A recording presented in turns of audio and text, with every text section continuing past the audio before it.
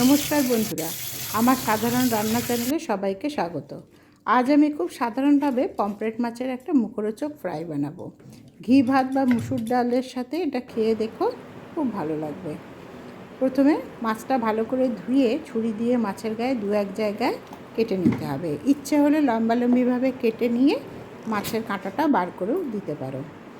এরপরে মাছের গায়ে নুন, হলুদ আর লেবুর রস মাখিয়ে 30 মিনিট রেখে দিতে হবে। আমি একটা এবারে পেস্ট বানাবো।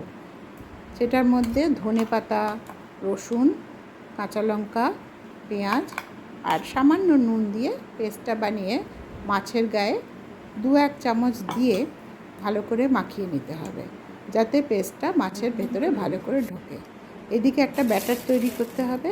একটা বাটিতে আমি কিছুটা বেসন আর চাল গুঁড়ি, হলুদ, খুব সামান্য হলুদ, জিরে গুঁড়ো আর গরম মশলার গুঁড়ো এবং নুন দিয়ে, পরিমাণ মতো নুন দিয়ে একটু ভারী ভারী করে একটা ব্যাটার তৈরি করছি। ধনেপাতার যে পেস্টটা, সেটাও এই ব্যাটারটার মধ্যে দিয়ে দিতে হবে। বাকি পেস্টটা যেটা ছিল, যেটা কিছুটা আমি মাছে লাগিয়েছিলাম। এবার এই ব্যাটারটা খুব ভালো করে একটু ভারী ভারী করে গুলে নিতে হবে।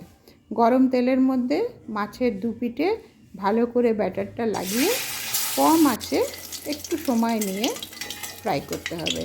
দুপিঠ লাল লাল করে ফ্রাই করে নিয়ে সামান্য বিট নুন ছড়িয়ে এটা পরিবেশন করলে দেখবে খুব ভালো লাগবে।